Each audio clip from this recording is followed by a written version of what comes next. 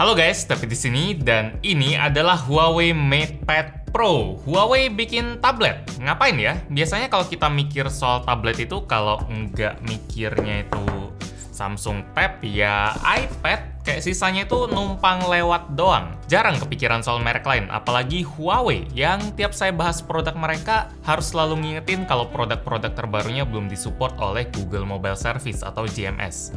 Termasuk MatePad Pro ini. Jadi walaupun tablet ini pakainya Android, kita nggak bakal nemuin Play Store di sini. Dan nggak bisa pakai aplikasi yang butuh support GMS juga kayak Gojek, Grab, dan lain-lain.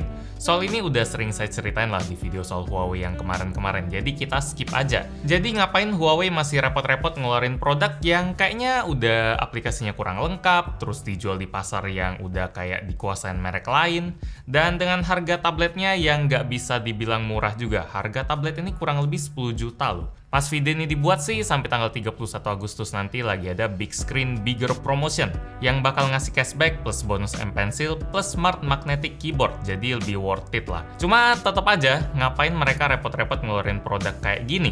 Itu yang saya pikirin pas awal-awal nyobain nih tablet. Tapi setelah saya pakai beberapa hari, keberadaan tablet ini jadi masuk akal. Buat yang sering mantau channel ini di YouTube atau IG mungkin udah tahu ya, kalau biasanya saya itu pakainya iPad Pro 2018 buat tablet utama.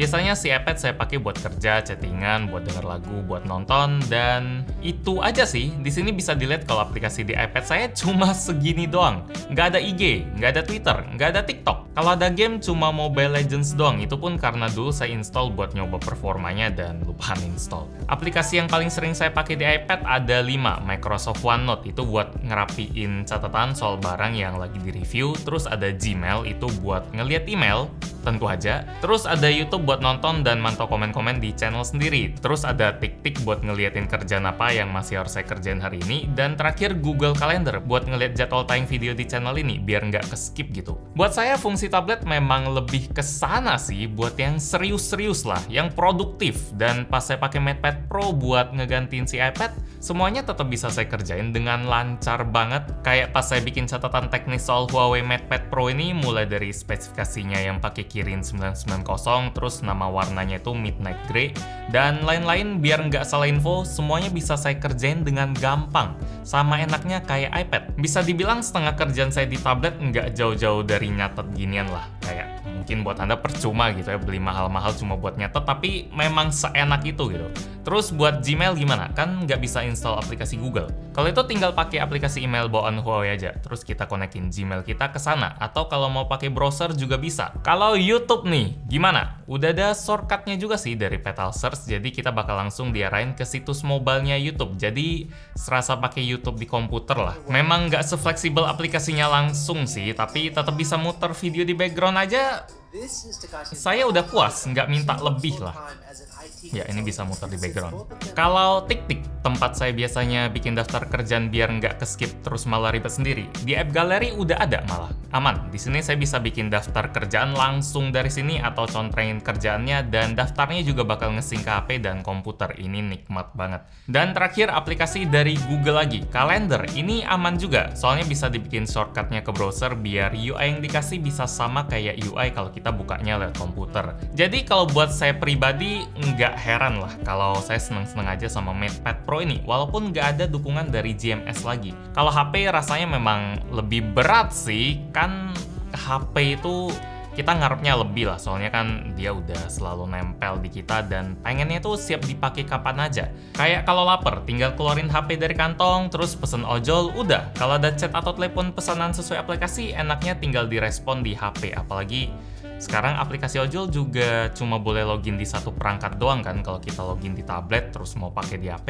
itu rempong banget mau login ulang. Jadi nggak ada di tablet itu nggak masalah. Oh ya, ngomong-ngomong soal login di satu perangkat doang, saya jadi ingat soal WhatsApp yang lumayan sering saya pakai juga di iPad, pakai browser WhatsApp web. Di Huawei MatePad Pro ini juga sama enaknya, malah jauh lebih enak kalau misalnya HP yang kita pakai itu Huawei. Soalnya layar si HP bisa kita tampilin dan kontrol langsung dari tabletnya. Terus isi file-file di HP-nya bisa langsung kita drag and drop ke tablet juga. Jadi contohnya nih ya, kita lagi chattingan di tablet, terus ada file lagi HP yang mau kita share, itu kita nggak usah ribet mau buka dari HP terus share ke tablet, itu nggak perlu, langsung copy aja sendiri.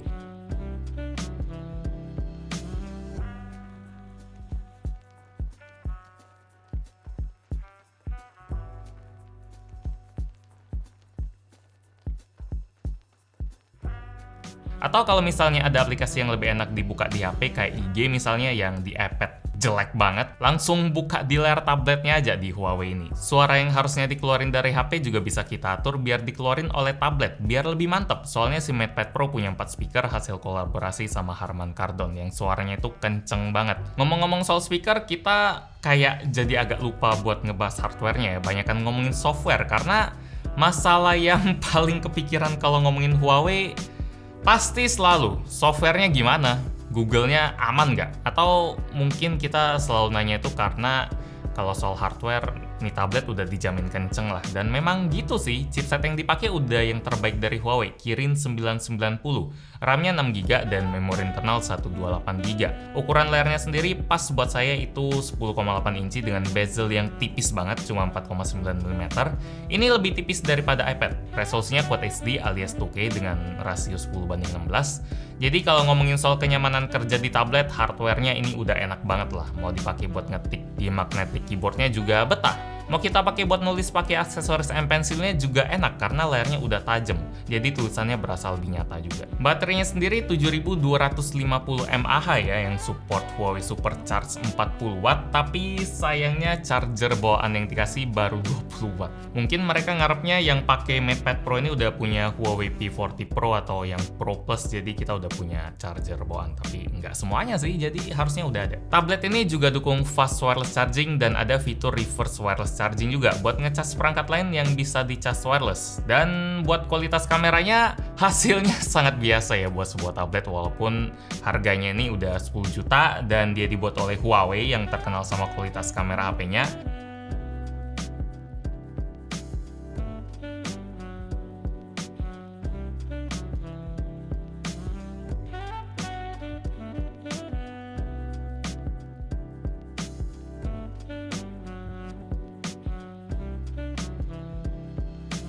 Tapi tablet tetaplah tablet, nggak bisa ngarep banyak sama kameranya. Kalau mau motret, mending pakai HP aja lah kemana-mana. Karena ya balik lagi, kalau tablet itu tujuan utamanya sebagai pendukung dari HP aja. Lengkap doang lah, yang nggak semua orang butuh. Makanya pasarnya itu jauh lebih kecil dari HP. Tapi saya bisa ngerti dan malahan seneng-seneng aja kalau selanjutnya saya pakai tablet ini sebagai tablet utama. Nggak ada masalah karena mungkin karena pola pemakaian saya memang nggak macem-macem ya.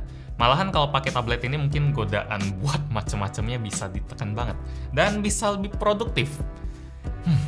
Demikian sedikit cerita saya soal Huawei MatePad Pro. Like kalau Anda suka dengan video ini, dislike kalau nggak suka, dan kita ketemu lagi di video selanjutnya. Yo. Kalau beneran dipaksa, ya udahlah, enak sih.